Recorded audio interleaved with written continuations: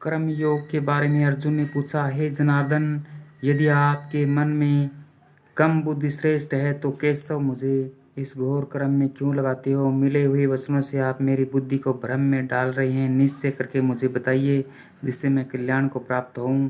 श्री कृष्ण जी बोले, हे निष्पाप अर्जुन, मैं पहले समझ चुका हूँ कि इस लोक में दो प्रकार की निष्ठा कही है। एक तो संख्या वालों का ध्यान योग, दूसरा योगियों का कर्मयोग। कर्मों को प्रारंभ न करने से ही कोई निष्कर्ष नहीं कहलाता और कर्मों को त्याग करके संन्यास ग्रहण करने से किसी को सिद्धि नहीं मिलती। मनुष्य क्षण भर में कर्म किए बिना नहीं रह सकता। प्रकृति के गुण ही सब मनुष्यों को कुछ न कुछ कर्म करने में लगाते हैं। जो अज्ञानी कर्म इंद्रियों को रोककर आत्मचिंतन करने के बहाने विषयों की चिंता करता है, वह पाखंडी मिथ्याचारी कहलाता है। हे अर्जुन, जो इंद्रियों को मन से दमन कर और विषयों में प्रवृत्त न होने देकर उनसे कार्य लेता है, वह कर्मयोगी का अभ्यास करता है और श्रेष्ठ कहलाता है।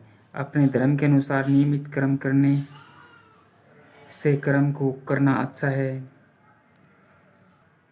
बिना कर्म किए तुम्हारे शरीर का निर्वाह नहीं हो सकता। हे कौन्तेय, यज्ञ के निमित्त किए जाने वाले कर्मों को छोड़कर जितने कर्म हैं उनके करने से मनुष्य का बंधन होता है। अतएव तुम फल की इच्छा त्याग कर यज्ञ के लिए कर्म करो। जय श्री कृष्ण की जय।